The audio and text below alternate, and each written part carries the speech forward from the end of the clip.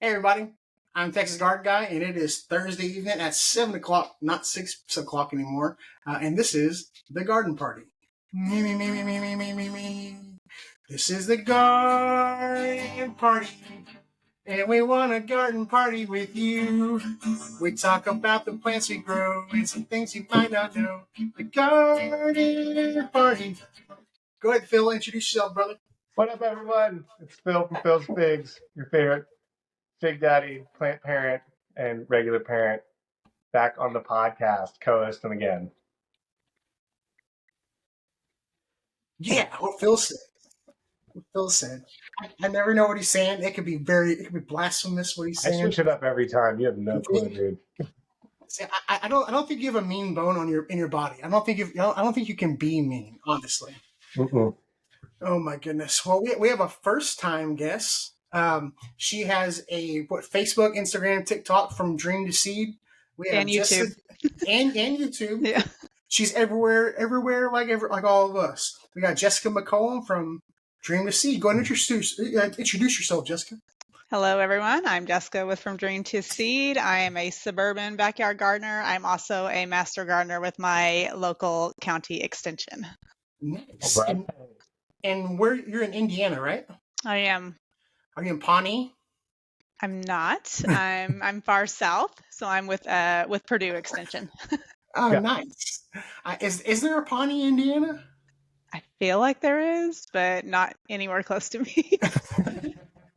That is so. The only reference I have to anything Indiana is Parks and Recreation, Mhm. and then I did some work up in Indiana, and the place I was working at was this big hospital site, and one half of it was one time zone, and when you went to the other half of the job site, it was another time zone. No Yeah. way. Yeah. It was the weirdest thing. I think Indiana is the only state that has two time zones. Yeah. If Y'all- you go like 45 minutes west of here, it's a different time zone. So Y'all should have fought for that. Y'all should have. I don't know how you. That's so I would weird. love to know the history behind that.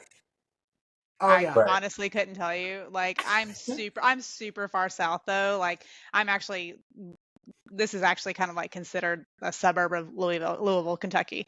So Oh, very I'm really cool. yeah. Yeah. Well, Phil's in North Carolina. I'm in Texas, so he has more of a reference for like where y'all are at. For me, y'all are just a bunch of squares that are north of me. Like I'm on the ocean, and she's Ooh. on the state that touches the Great Lake.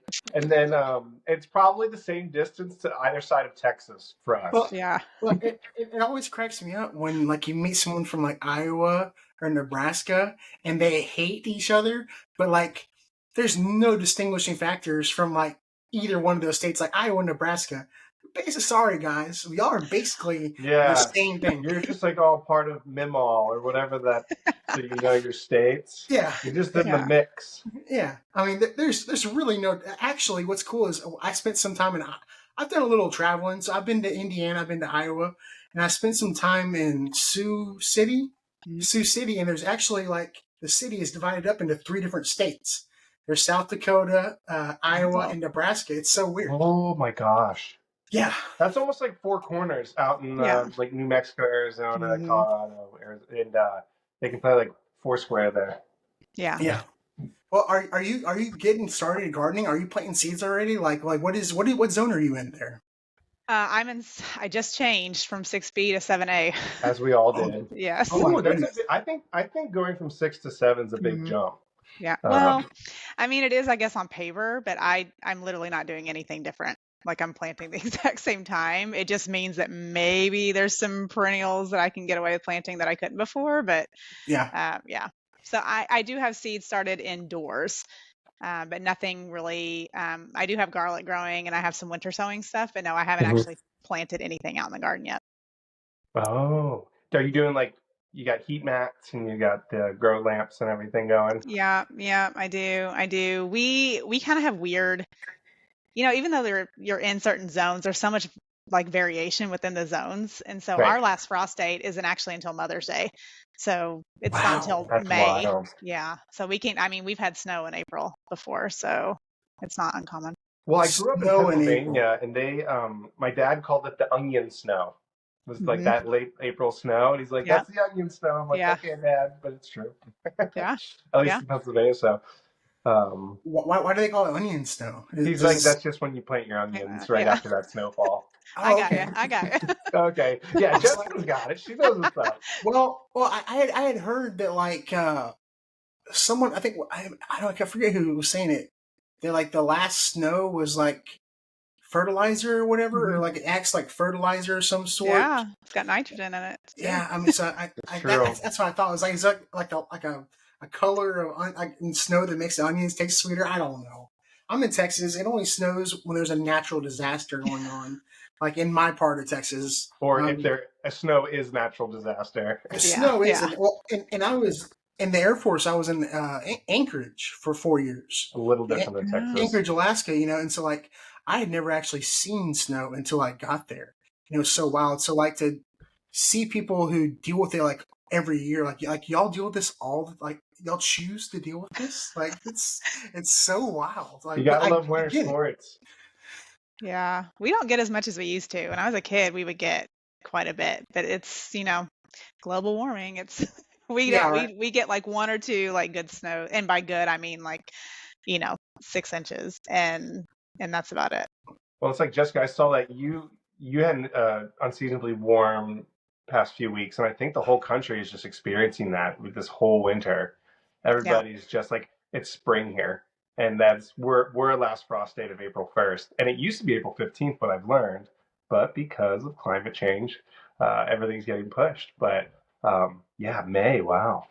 I think they need to change up the phrasing with like global warming. Climate change makes more sense because it's not like it doesn't seem like our summers are getting warmer, but our winters seem to be getting colder. So like the climate seems to be changing. But I wouldn't call it global warming. I don't think it's getting any hotter, but our winters are getting colder. My here. geology I hat's agree. about to pop on with this, though.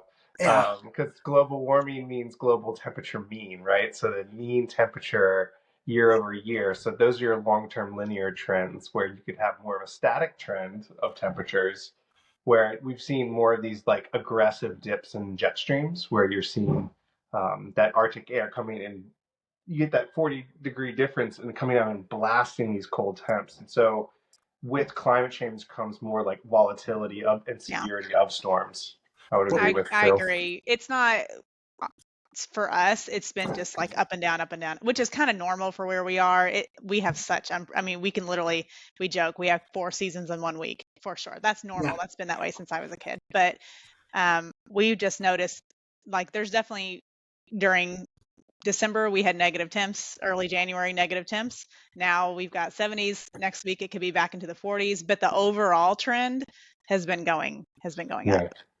I have a like I'm not like I am in no means like a climate change denier or anything, and we're getting into serious stuff like 10 minutes into this podcast. But like, I've got one family member who always brings up like the point. I'm not going to say who it is because they might be watching, but they always bring up the point where like climate change is BS.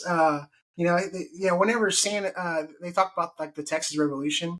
Like if you read like documents, they talk about like Santa Anna seeing snow like on the ground, like when he was like going to the Alamo or something like that. Yeah. And so like that's, and I was like, well, that doesn't really mean anything. Like I don't know. I always get weird arguments when it comes to that, and I don't have enough knowledge on it to really debate anybody. I don't have enough. Like I'm not like. I don't either. I'm not debating on what's causing it. I'm just simply saying that I know because I help teach agriculture in 3rd grade classrooms as part of this. That I mean, we have data that's just showing that there is a slight upward trend in average. So that's all I say. That's all I'm saying.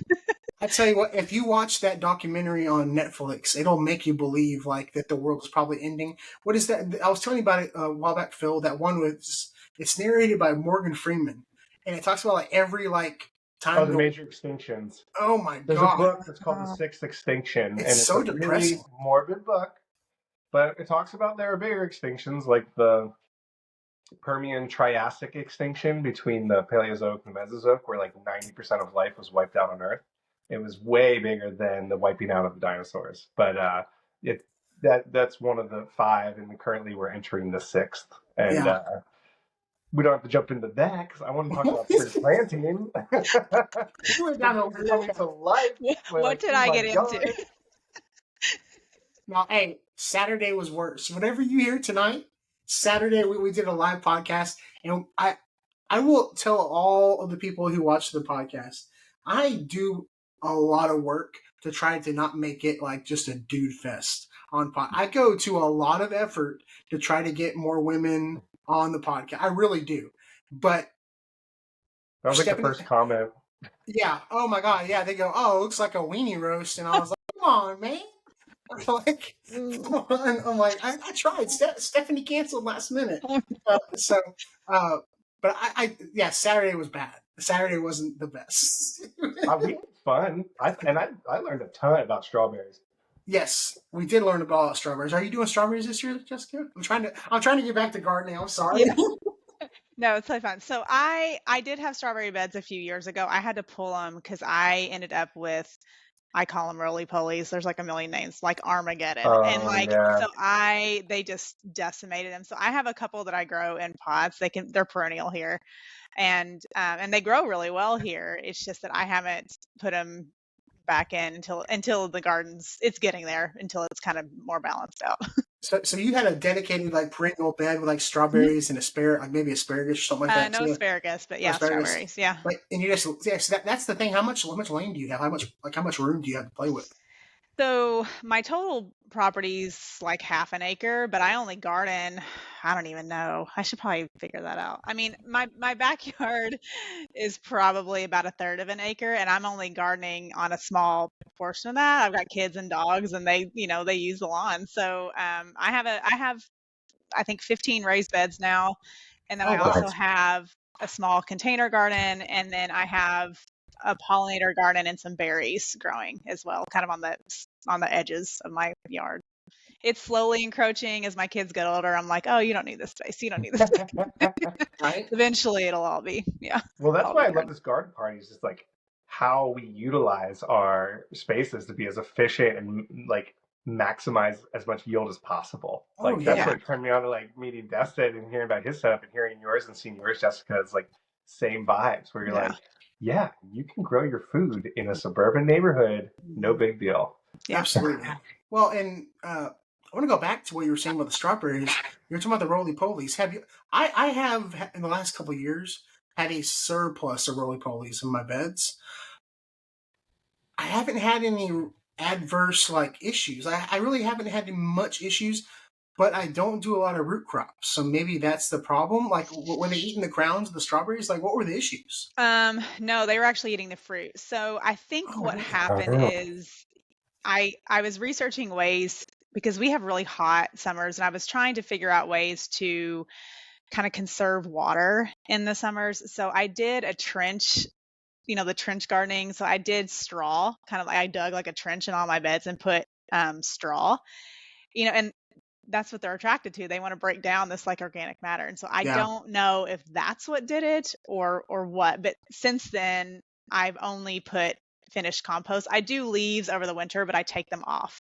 And since I've stopped putting unfinished like organic matter, unless I'm like hilling potatoes or something, and that's helped a ton. So no, they were actually eating the fruit. They wouldn't touch the plants. Wow. But Wow. they will also sometimes, not every plant, it's like hit or miss. They will sometimes, if I have really young seedlings on certain plants, like ranunculus was one that they decided they I loved. love And that so, word. I love I that know word. it sounds like a Harry Potter spell. And so, Ridiculous. yeah. As soon as those are sprouting, they were eating the leaves. So they will eat young plants, but they're Okay. like weird about what I have no idea what and why. So, I wonder if but it's the like a sweet strawberry. tender shoot thing going on. They just like I don't know, but Yeah, that's a real bummer.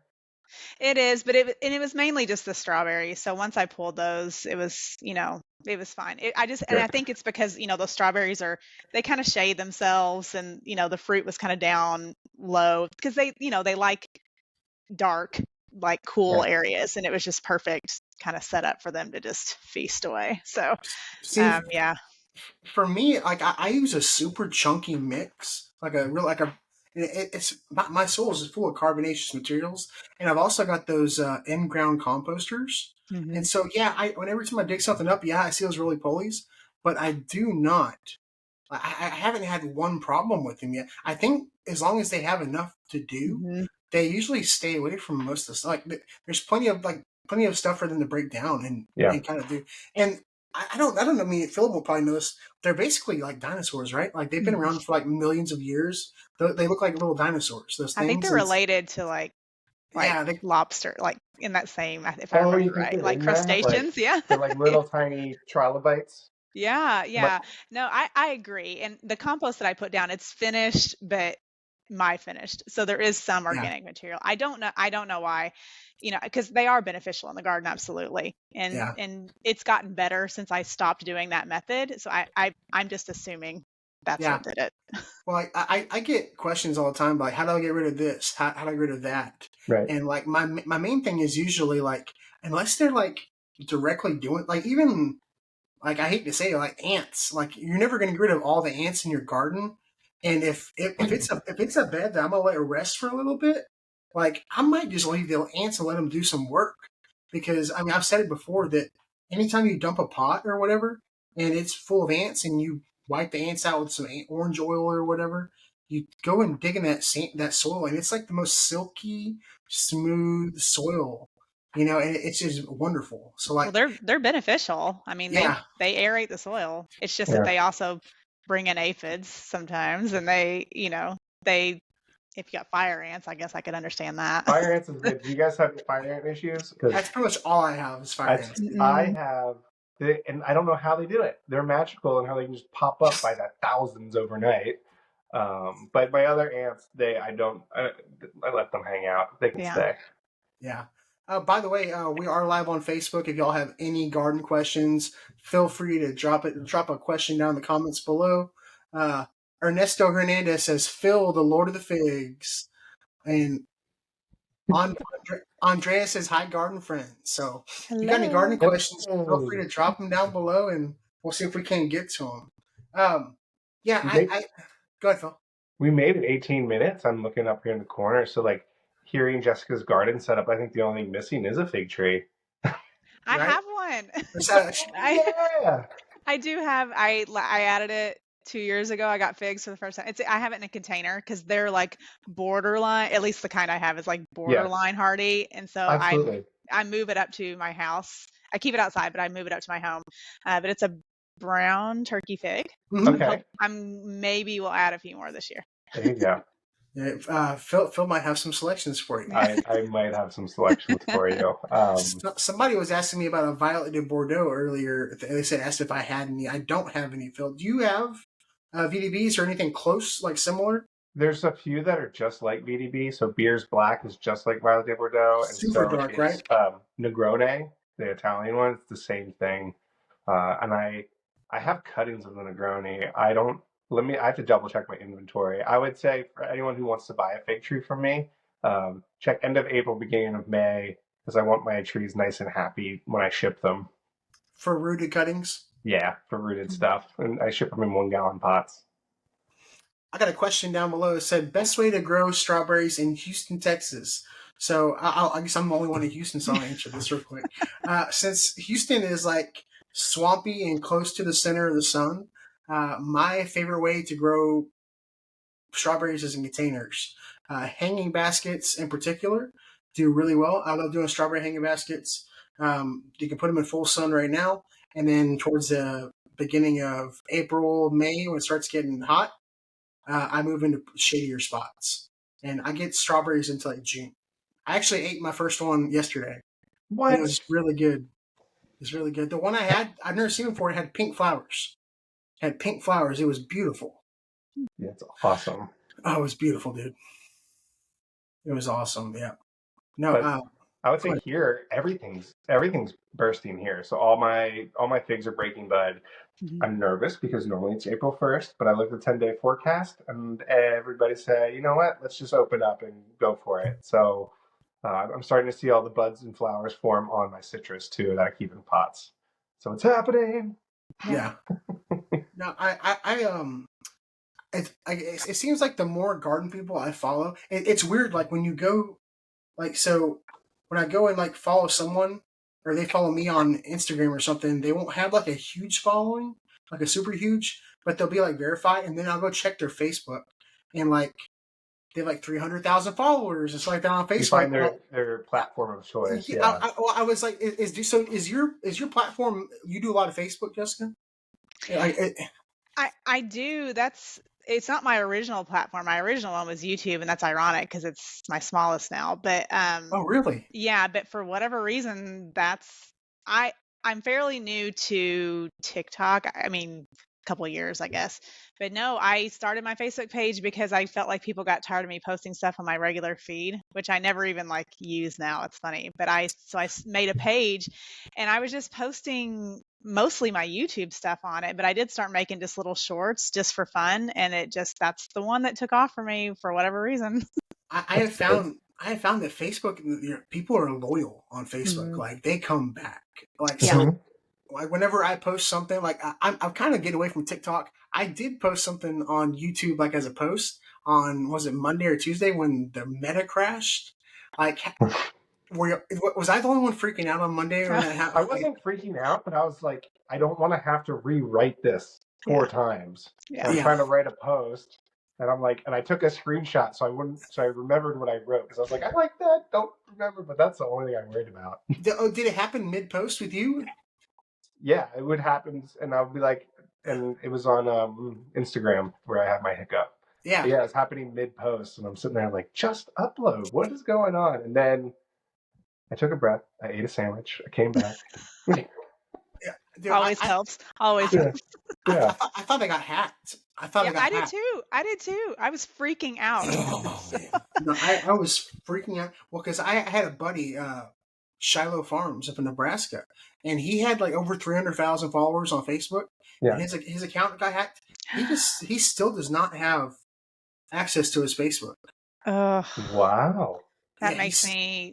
I literally feel like I'd be like just done. I'm like, I'm Oh done. my I'm not god. doing Well, this anymore. Like it yeah, just. I do. I was worried because I was actually going through a bunch of like copyright stuff on Facebook because that's my only thing about Facebook is that just the fake and the impersonator accounts and the people like just taking your videos that's been the worst one. But they're good at least that I found responding to it. But I was like, oh, I made somebody mad, and yeah. I was worried, but no, it was No, fine. and Facebook has been going. Facebook is my new favorite platform. I Mhm. love Facebook. Even Instagram has kind of gone downhill. I keep getting like issues. Like I was trying to go live on Instagram the other day, and it wouldn't let me. It would not let me go live on Instagram. Like it said like you're restricted from doing this right now. I was like, Huh. what is going on? So I was like, well, Facebook doesn't do that to me, so I'm just going to go live on Facebook. And TikTok, I'm kind of done with TikTok. I'm kind of done. It may not be around much longer. I don't know. I've heard some Hey, stuff. you know what? Me too. Yeah. But I'm not on it, so. Well, I mean, so when did you start your TikTok? What are your like? How often do you post on TikTok? Like when you post the same thing everywhere when you post? Yeah, I just pretty much cross posted everywhere. Well, that it's the time differences that get me, like what's considered, on YouTube, it can only be 60. And then, so yeah, I try my best to cross post completely. And for the most part, everything I make goes across all my channels. But Oh yeah, I do sometimes make videos with certain platforms in mind because, they all want something different, right. kind of, so, and I haven't Well, quite figured out what, but There are dominating demographics per platform, I have found out. I yeah, think. Oh, well, yeah. and I feel like that's why, because I got into this to make like education style videos. I wasn't really in it for the entertainment. I when I first joined and started getting more into it, I tried doing like funny thing. It's just not me. I'm not like I have too dry a sense of humor for that stuff to even come off. And so I was like, forget this, I'm not doing it. And so I just stuck to education, which is what's kind of that's my wheelhouse. And I think the demographic on Facebook just kind of took more to that. They don't want any of the fluff, they just want the facts. Yeah. Well, I love that. Yeah. I try to be like 50% education and 50% entertainment. Like, like they come for the fun, they stay for the facts. Like If I feel like if I get too like institutional, that I get kind of out of it. You know what I mean? I get kind of taken out of it a little bit. Yeah, I mean, you still have to make it entertaining. I mean, let's face it, people come on to be entertained, but I agree. I think it needs to be a good mix.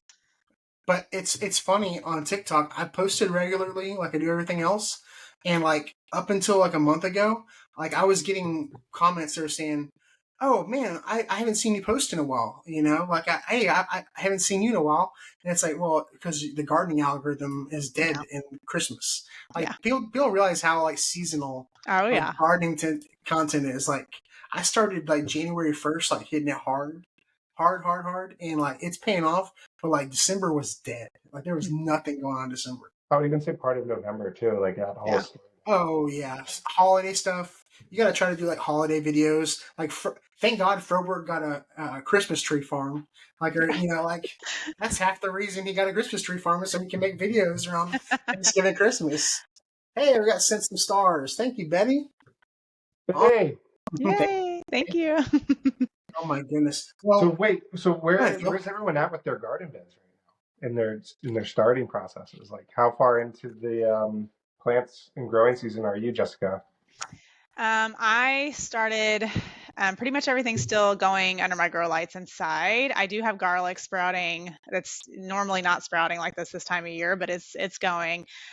Probably within the next week or two, I'll start taking all the winter mulch off my beds and adding Yeah. some compost, and that's pretty much where I'm at. But I don't really start planting in the garden until usually April 1st. Sometimes I'll get a few things out under row cover in mid-March if the weather's cooperating. I am doing a lot of like late winter pruning on berries and my perennial gardens. Yeah. Nice. But you, Phil, did you get your stuff orientated the way you wanted it? My But raised beds. hey, Phil. By the way, you're only half your face is on the video, so there you go. Kind of center up. There you go, brother. There you How's go. that? You're too gorgeous to be off center. Okay. Oh, thanks. I was trying to be very PC because I had a picture of my babies and I didn't want to go public. Oh Really, yeah. so I took that Oh yeah. down and then. All right. But I got my raised beds going. I did a post about them, and I did that little swipe, and you could see Sam Wise talking about potatoes. Oh yeah. But then, like, Nerd. Millennial Gardener was like, "Dude, do this to that bed," and I was like, "Oh!" And he broke it down in like 2 sentences, and I think I'm not going to follow his lead on that. The only Yeah. challenge is I have the big water oak above me, and so getting stuff that if you're right at the base of the tree, they'll still get light coming in.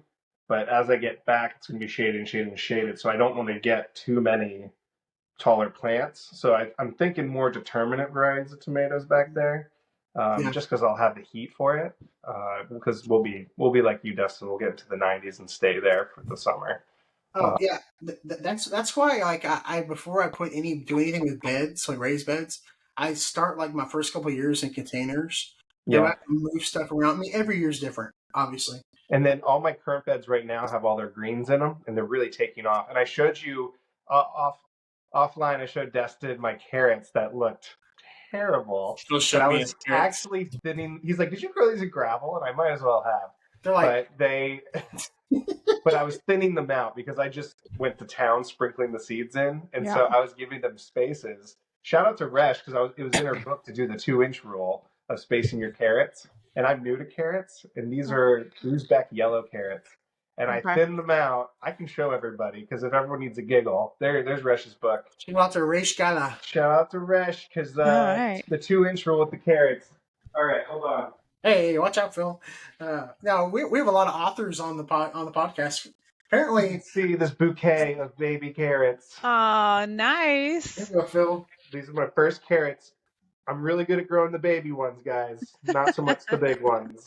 Well, we had the podcast with Seed Farm Table where we found out that baby carrots are different than regular carrots. I just assumed they put all the reject carrots in they like put them like in a pencil sharpener and turn them into like baby carrots. Because I don't remember the last time I bought a regular sized carrot. I only buy baby carrots. Like, but Oh, you're missing out. really like Yes. I just don't buy many carrots. I don't buy them. Oh, you know what? Gosh, So there's an awesome garden store in Wilmington called Pender Pines, and they have goats, and they have a llama and an alpaca, and we buy carrots just to feed those guys, and it's a blast for kids. And obviously, it's a great marketing tool because we always walk out with plants when we do that. So, oh yeah. Are y'all doing any plant shopping yet? Like, are y'all? I've been. It's been spring like shop till you drop like nursery shopping here lately. I got my big load of dirt. That was my big thing. I got 10 Yeah. cubic yards, so that was my big push.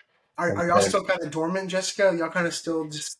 I mean, normally we are, but in my perennial garden, I've got, bulbs coming up everywhere. I do have, I have like a perennial, well, I call it my pollinator garden. So I've got quite a few perennial plants out there that are like peonies that are coming up, and they normally wouldn't come up for another couple weeks.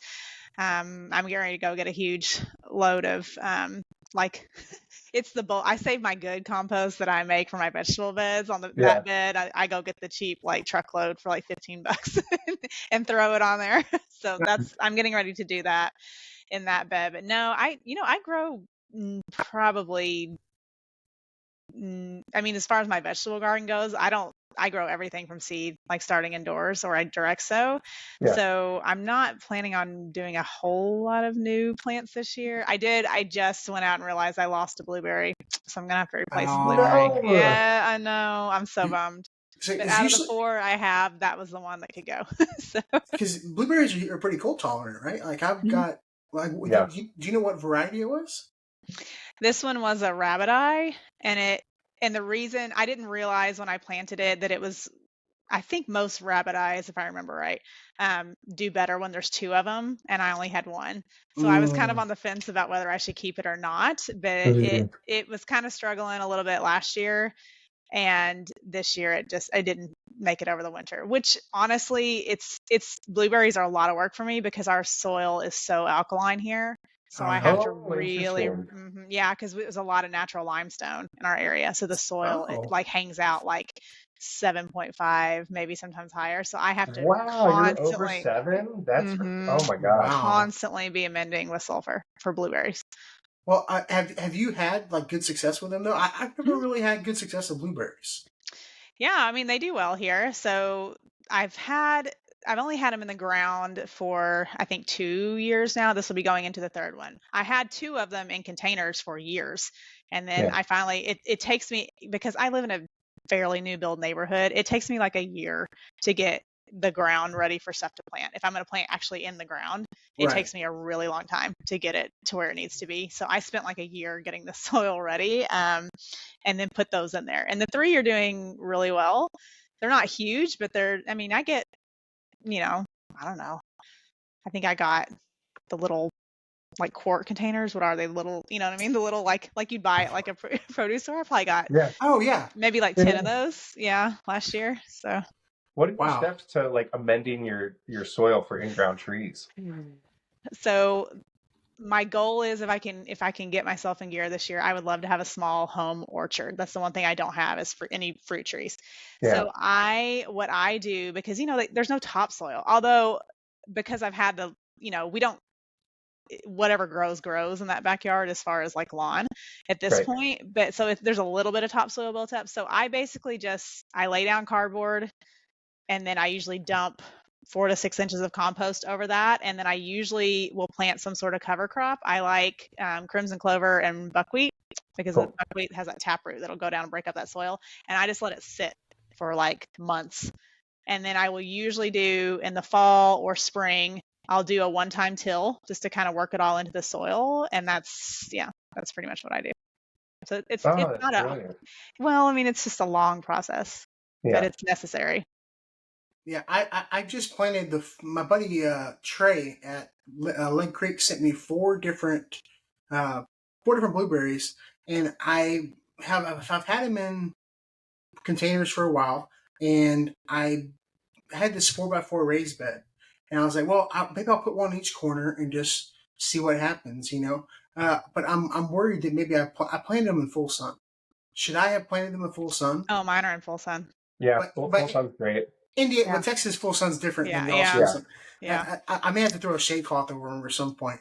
When I think of Texas heat, I just think of this woman who baked a loaf of bread in her mailbox once in Texas, and I was like, "What on earth?" But Imagine your hottest day that you have in North Carolina or Indiana, and then go get in your car and close all the windows and the doors, and that's Texas. Like that's my part of Texas Yeah. because of the humidity and stuff. Yeah, I love it though. Are they high bush varieties? Do you know? I don't know. Okay. I want to say, I feel like I'm no berry expert, but I want to say that like high bush does better in like northern, and low bush maybe does better in southern. I could be completely wrong on that. So he grows everything here in East Texas. So I'm willing to bet they're not high bush because he only does varieties that are supposed to do well here in Texas.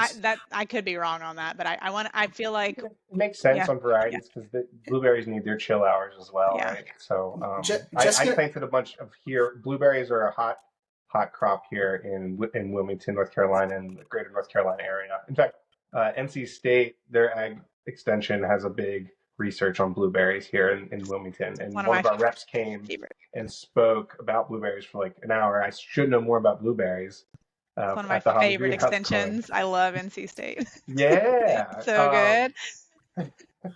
They're brilliant on how they preserve like their blueberries if they like break bud, and they have these like beautiful spray systems because you protect the plant by covering it in ice if there's a late freeze. Yeah.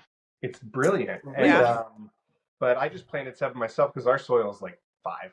In fact, I amend the opposite. I add garden lime, which is dolomitic limestone, for all my in-ground fig trees to bring the pH up. So I'm in the opposite scenario you are. Yeah.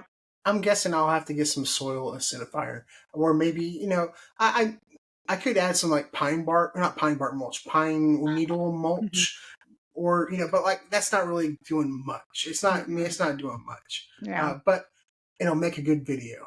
It'll make I'm just kidding. No, it will. I'm that's my favorite mulch in my raised bed is pine straw mulch, and every single time people are like, "Your soil," and I'm like, it's not gonna affect the soil. Well, no, everyone uses pine straw down here because it's so abundant because of our pines. I am just partial to the hardwood bark or like pine bark mulch. I do know that we have lots of copperheads and sometimes some water moccasins that can sneak into the pine straw. But no, I was doing a garden talk this past weekend, and someone asked me about, should I use pine straw or whatever, and I was like, if you have it readily available for free, absolutely. It's not gonna hurt anything. I got to get to this question. Her name is Patricia Young from Hondo, Texas. She was asking about pomegranates. I have 2 pomegranate trees. Do you have any pomegranates? I have one baby one that I got at our Hobby Greenhouse Club plant sale. And they grow fast, dude. They grow really fast. Well, then I'm excited because it's 1.5 foot tall.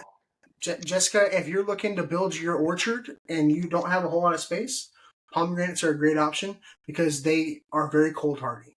Yeah. Are they? Yes. Really? So they actually need the most of them are like from Russia and China, like where like they need the freezing temperatures. I've got 2 varieties. I've got a Texas pink and I've got a Parfianka, which is a Russian pomegranate.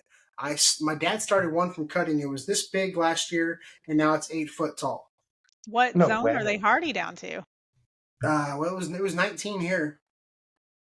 Okay. And they survived. I didn't protect them. They were fine. Okay. Once they're established, they're hardy. I had to do some research on that because I was wanting to get into the loquat tree, and I found out they're cold hardy, super cold hardy if they're mature and they're in the ground. And they're in the ground, I think. Because you have one. The susceptibility of the root ball, if it's in a pot, definitely throws these off. I have Jessica, I don't know, have you heard of pineapple guava? That's a good one too. I've heard of it, but no, it's unique enough that it gives off tropical vibes. It grows like a shrub. Okay. And they kind of get the same size as like a little smaller than a pink guava.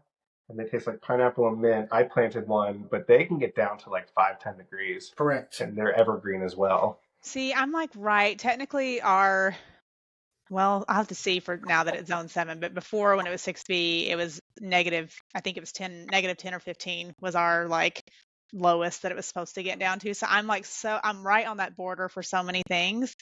And fruit trees are just difficult. Like I had a peach tree for years and I finally had to pull it because we would get these kind of false springs like we get every year, and this thing would Yeah. bloom out beautiful, and then we get a late frost and I would have no fruit. So I finally just pulled it. So apple trees grow really well here, pear trees, that kind of stuff, cherry trees. But I do have one citrus. I have a Meyer lemon, but I can't plant them in the ground as far as I know.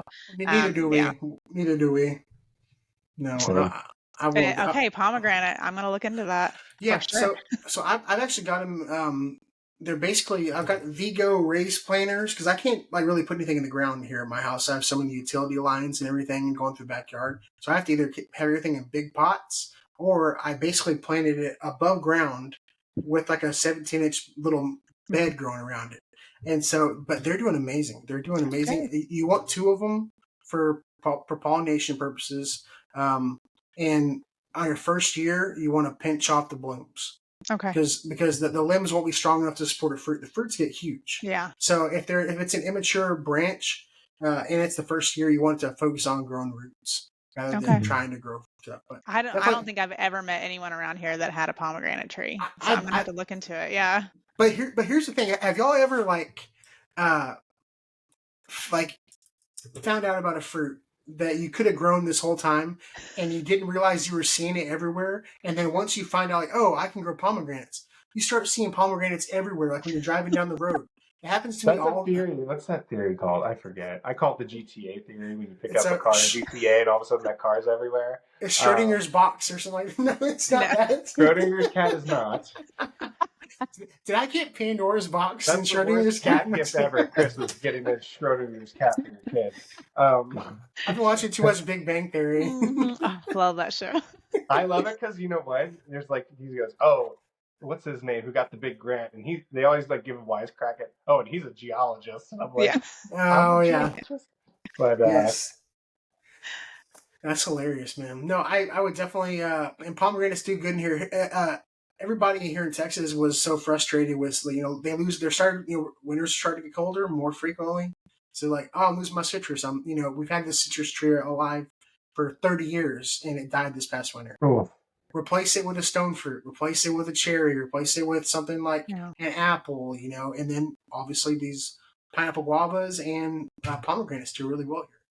But you were saying you're a master gardener. Mm-hmm. You should be able to find like here in Texas, our ag extension has like varieties we recommend, like for our area. So you should have something like that.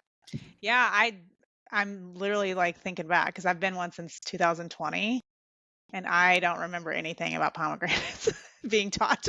So I don't know of anyone that has one, and so but I'm willing to be the first, so at least try. So I love being the first. Yeah. I love being the first. I love being the first. So I'd say apple trees and cherries are the most common, and pears around here are the most common. Cool. Yeah. Do you have apples already? I don't have any fruit trees right now. They grow. I know they grow well around here because there's a lot of like you pick like farms around me, like that kind of stuff, and they grow. But the problem around here is that they're really hard to grow organically, like really hard. It can be done, but they have. I don't want to say they don't. I don't want to say you can't. But most recommend to be put on like an organic spray schedule or something like that. And it's not so much even the pests as it is we're so high humidity here. It's the fungal issues that are here. So you have to plant varieties that can tolerate that. You just have to be very intentional. But but then again, I've known people who are like, I don't know, I just stuck an apple tree in the ground. I never sprayed it at all. And I get tons of, so there's always exceptions. But, I had 2 apple trees and a peach tree, and the peach tree, the weather just got it. And the apple trees had cedar apple rust so bad that I just had to pull them. Yeah. What is organic though? I mean, everybody's definition of organic is different, Yeah. It's, you ask 3 different people, you get 3 different answers, So it's, I try to be as organic as I possibly can be. And I do quite a bit of spraying, but most of it's organic for the most part. When it comes to like the pests and me, I choose me. And I don't know. I'm probably like, when I first started doing my gardening content, I always like would ask like, hey, should I show video of me spraying neem oil? And people are like, no, don't show that. Like, don't show that. And I'm like, why? And like, you're gonna get pushback. And so I wouldn't for a while. And like, like Phil's face, like, why should it matter? Neem oil is organic. Organic means something different to everybody. Well, Right. I say organic, meaning like things that are approved, like in a certified organic garden. But like, I agree. I'm getting ready to do videos on this because I'm tired of like stepping lightly, and I get really frustrated when, especially for beginner gardeners, that's who I'm making videos for, beginner gardeners. Yeah. And I get so frustrated when I see gardeners say you don't have to use any sort of pest, and when I mean pesticide, I mean organic. All you have to do is companion plant. And I say, look, I've been companion planting for years. I'm a huge fan of it, huge advocate for it. It's part of my IPM, my integrated pest management system, along with lots of other things. It has made a huge difference. You have acronyms? Oh my God! I'm gonna step my game up. I gotta get some acronyms. But there are some years where it's not enough, and for so many gardeners, it may work great for some, and for others, I can literally walk out on my balcony and see 5 different farms like around me. The pests here have adapted, like they, and so I want to give people options. But the problem with organic sprays is, and by, like pyrethrin and spinosad and neem oil and BT, like you have to be smart about how you use them, because just because it's organic doesn't mean it won't harm beneficial insects. So, correct. You have to be educated, and you have to be smart about how you use them, and you have to be putting other things in place. That shouldn't be our first like go-to thing. Right. But I've met so many gardeners that are just like, I can't use, because you hear pesticide and you just automatically think of the dust. And there's a middle ground. I'm literally this is a script for my video I'm about to make. Oh my God. No, we're gonna sneak preview, but I agree. And it's so, this is part of like, and this is why this podcast is great, because we get to learn how people garden in different parts of the United States and possibly the world. But like, everyone has their issues that they have to approach the best way they can, the most meaningful way they can. And so, like, Phil, do it the right way. No, I'm just kidding. Well, if those things work for you, that's great. And there's some years that those things do work for me. I don't want to sit here and say companion planting isn't worth it, because it absolutely is. No, for sure. But I've just met so many gardeners where they let the garden go, and I'm like, oh, I put way too many hours and effort into growing food. I'm growing food for my family. That's the goal of that vegetable garden. Correct. My pollinator garden, they can eat whatever they want, and I won't touch it. Yeah. But this space is for food. So last year it was the cucumber beetles and the squash vine borer. I mean, it was like the cucumber beetles have been so brutal. They took out a good third of my garden. And they don't just eat cucumbers, I found out. No. They'll eat figs. They'll look at your figs. Really? Oh, yeah. Yeah. So what did you use to get them? So the problem is I don't use organic sprays other than BT in the summer, in the main garden season, because the risk is too high for the pollinators, for the things that I would use. Because even neem oil, I'll be honest, neem oil has not been effective for me whatsoever. None. Really? Yeah. Oh, so the risk or the benefit has not outweighed the risk for me. Okay. So the things that like pyrethrin and spinosad, they're harmful to pollinators. So I'm not spraying those in the summer. So what I'm going to try to do this year is I've kind of been researching through the extension office when those pests emerge for me. And luckily we have a fairly long growing season, and I'm going to try my best to actually plant outside these windows and see if I can kind of miss the bulk. That's awesome. I like that. That's cool. Yeah, I'm That's gonna try. research right there. Yeah, it's I'm like gonna try finding out if it's not the products themselves. It's like finding out when these pollinators are going to be there and kind of like bypassing and giving them space. Yeah. It's like migratory whales and like avoiding like. Well, no, like the emergence of the cucumber beetles and the squash vine borer. So Oh, it's those I'm bypassing. So I know that they normally, now this year it could be different because the weather is so different. They normally emerge at this. So,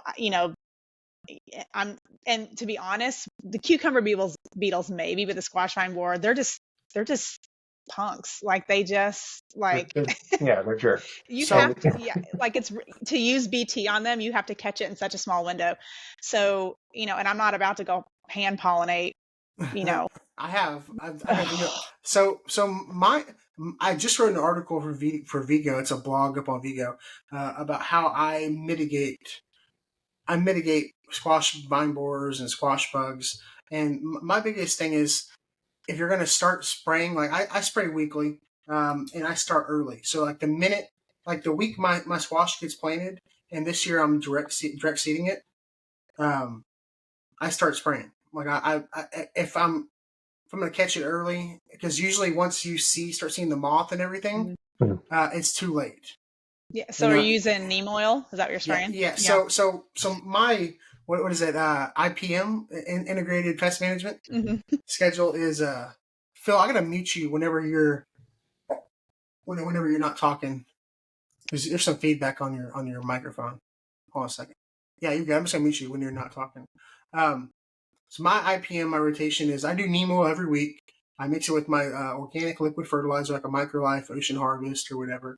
And then I rotate between spinosad 1 week, BT 1 week, and then I'll do a pyrethrin 1 week. And so that's my rotation. I found that stuff is not building up immunities to like the neem oil, but I have heard that they will build up immunity to like the BT. You're spraying the spinosad every single week. And not only that, like I spray very late in the evening. So like the sun's going down at 7:30, I'm spraying like 7:25. And I have not had any issues with like any pollinators. And as long as you're doing it intelligently, you're following instructions with most sprays and most pesticides, you can be efficient and not damage your environment as well. But I feel like handling the pests, being preventative rather than reactive. Like once you see the squash bugs, you're already in trouble. You got to get, and then, but there are other ways, like, like removing old waste, like garden waste, like the mulch and stuff out of the way, from the previous years. Compost piles can be an issue sometimes with holding larvae from the year before, So there are ways to mitigate, but marigolds alone will not protect your tomatoes. I love when people talk about, yeah, I don't have pests. I don't have hornworms on my tomatoes. I plant marigolds, and I always say, I love marigolds. They're beautiful. They're really cute. They last till about mid-April until it's too hot for them, and then they're dead. They never last for me. Yeah.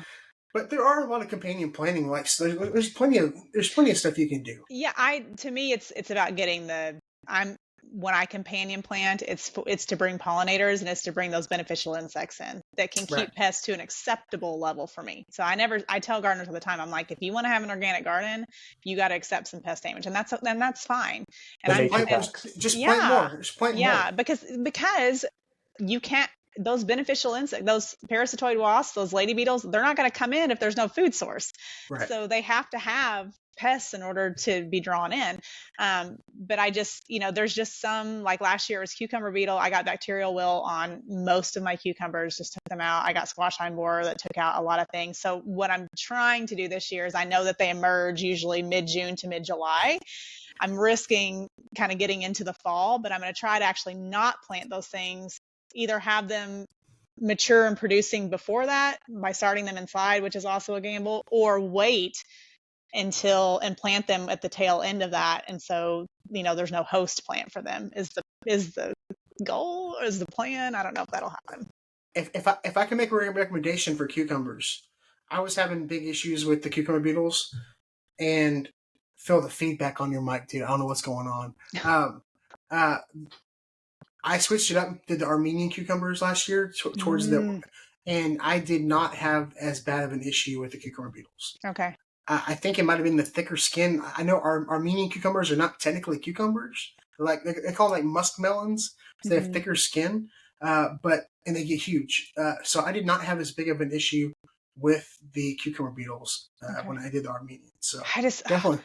I love pickles, and so I grow my pickling cucumbers every Oh, year. I made pickles with them. They're delicious. Okay, all right, I'll Yeah, give it a try. All right, all right. and Yeah. they're not spiky like the regular cucumbers. They're It's why I haven't grown watermelon for years, because I am this year. I am going to try again, but the bacterial will is just. And same thing with people are like, why don't you grow like squash other than zucchini? And I'm like, because of the squash vine borers. That's why I don't grow pumpkins either. I'll grow mini pumpkins because they can get them usually pretty mature before they take them out. But Mhm. I haven't grown pumpkins for years because they're just it's one of my worst pests for sure. Oh, uh, Jessica, someone was asking fire ants. So, like, what is your go-to method for getting rid of fire ants, like in the bed, if you have to? I don't have them, so You don't have fire ants? I don't think so. I mean, I've never had them. I don't even. I mean, Man, I didn't have them anywhere DC, like north of DC. They don't exist. Yeah. Shut up, dude. My greenhouse is infested with them right now. Like every single pot, even my bonsais. There's no They're soil. relentless, dude. There's no soil. It's just like basically gravel. There's not even any soil in there in the pots. Like, it's so wild. Just perlite, and it's just all just. It's akadama clay, and it's like that. It's so wild. But what I will do when I'm pulling them out, I'll probably be doing some neem oil sprays. I'm gonna have a lot of mealybugs, a lot of whiteflies, especially on my plumerias. All my plumerias are in the greenhouse right now, and every time you lift a leaf, you've got mealybugs. I could use an insecticidal soap too. But I'll just have my spray ready. So as I'm pulling everything out, I'll either do an orange soil spray on the soil, which you kind of want to be careful with it because orange oil will kill like worms and stuff too if you go really heavy on it too. Like, basically suffocates the ants. No, so I have a question because I just discovered these last year in my garden, and they're like making their way across the country as Asian jumping worm. I've An got Asian that. jumping jumping worm. I have Yeah, not you heard haven't heard of this. these? Oh, No. they are wreaking some havoc. So you can tell by, I can't even think of what this thing's called. It's got a really weird name that I don't like saying. Ooh. I think it's clitellum. I think is what you say. And so, like, it, like the part of the worm that has like that band around it, that kind of like thicker segment. Yeah. You know what I'm talking Yeah. about? It's smooth, where in most worms it's like banded. But the reason they're called Asian jumping worms is when you touch them, they jump like snakes almost. But what happens is they looks like they have a band-aid on. Yeah. And so Okay. the castings that they're given off, instead of that really rich kind of material that you would usually get for like earthworm castings, it's all near the surface, and it hardens. It looks like coffee grounds, and it forms this like crust on the top of the soil, and it makes it really hard for plants to push through. And it's actually a lot less. It's the nutrient content is like way lower. And they're kind of like, they compete because earthworms are kind of territorial, so they kind of compete. So I had no idea how they got brought in, unless they just kind of found their way in. My guess is it came in on a garden, like something I bought. Like, I do buy mushroom compost from time to time. You can get it from nurseries, like the eggs. If places are shipped, the eggs will come in. Yeah. So they're making their way. It's an invertebrate of unknown origin. Well, stuff. That's the problem when we're shipping all over the world. Like like stuff comes in. That's how Japanese beetles and things like that got here. So that's so wild. Yeah. So I just have to basically, and most worms are, they're hermaphrodites, but they need another worm to reproduce. These don't. So the fact that they can just reproduce. They can produce. Yeah, they're like on their own. Yeah. So wow. I have to just pull them out when I see them, but it's a huge. Oh my gosh! Yeah. I have to do some more research on that. Christy Simmelrock, maybe it's more of a northern thing. She's in Connecticut, and she has the AJW. They got to this cinema AJWs. AJW. She got them bad AJWs. When you post this, we'll have our like little spreadsheet index at the end for all the acronyms. So we'll break it down. Our guest next week is going to be my buddy Skip Richter. He runs the Garden Line. It's like a radio show here in Houston, like the biggest garden radio. He might have heard of it. I'll ask him about it next week. I'll make a note and I'll do some research too because I've never heard of them. We might not have them in Texas yet. It might be the one thing evil that's not in Texas yet. Like it's like usually we get like the fire ants first, and like all the invasive, like the Maybe they can't hogs and handle the everything. heat. They can't handle the Maybe. Texas heat. Well, it could be like one of those things, like we don't have basements here in Texas because like storms, like hurricanes and stuff. Maybe they don't like the water, like the super wet soil. Maybe I don't know. I don't know. Or I don't sandy, know. loamy soil. I'll have to do some research. Yeah, I don't But know. by the way, I take notes every show, and I forget to look it up. Like I don't realize I wrote stuff down until I sit back on next week. I got the last 3-4 weeks I've got Yeah, but notes. you know what? You might. When I study and I write things down, that helps me memorize it. Mhm. So just the act and practice of doing that. Correct. Yeah, I do like to write stuff. Like even like when I was studying back in school or whatever, if I didn't write it down, like it didn't like pop into my head. So like I don't know. I'm kind of a dum dum. I'm the least qualified person to have a garden show. You need to be nice to my friend Destin, because you are not. You're a smarty. Yeah. I know a couple weeks ago we had some really smart people on, and I realized how dumb I was. Like some of the words, I was like, oh man, like next week's gonna be bad. Vikram's coming back, and so it's gonna be bad next week. Y'all be nerding out. Like everybody, like, it's so funny. Jessica, like you're a master gardener. Phil, you have your master's degree. I did 2 semesters in community college. But like I have these people on, and like they're like doctors. I got to go do a tour at a university. Like I basically went to like the CDC of like Texas plants, like where they send like any infectious disease. And the guy was like walking me around, and he was introducing me to every single person. And like, oh, where's he from? Like I thought I was a visiting like professor or something like that. Like, no, I live like down, south of Houston. I backyard garden. Oh, I'm adjunct in South Houston. Yeah. And then he would be like, oh, he's Texas garden guy. And I'm like, dang it, here's a sticker. Here's a sticker. Take a sticker. I gotta start sending some stickers out to y'all too. I'll wear it. I'll put it everywhere. Yeah. My kids will put it on Absolutely. everything. Actually, I know we're over an hour, and I don't want to hold you up too much longer, guys. It's Thursday night, and it's a skull night. But I'll let y'all go. So, real quick, Phil, let everybody know where they can find you. You got any events coming up? Hey everyone, you can find me at philsfigs.com and all the other social medias at philsfigs. As far as events, stay tuned. Yeah, we may be having some talks about Figtoberfest. Figtoberfest, Nice. and Maybe a thing. oh yeah. Absolutely. Miss Jessica, let us know where everybody can find you. Have you got any events or any big lives coming up or anything like that? No big events planned, but you can find me on Facebook, Instagram, TikTok, and YouTube at From Dream to Seed. From Dream to Seed everywhere. I love that name too. Did you have a bunch of names before you came up with that one? Nope, that was it. I was like 5 different things before I was. Oh, really? Texas Garden Guy took off. Like after like I was That's a good destined. I was destined Noack. Sorry. I was HOA Homestead. I was Noack Farms.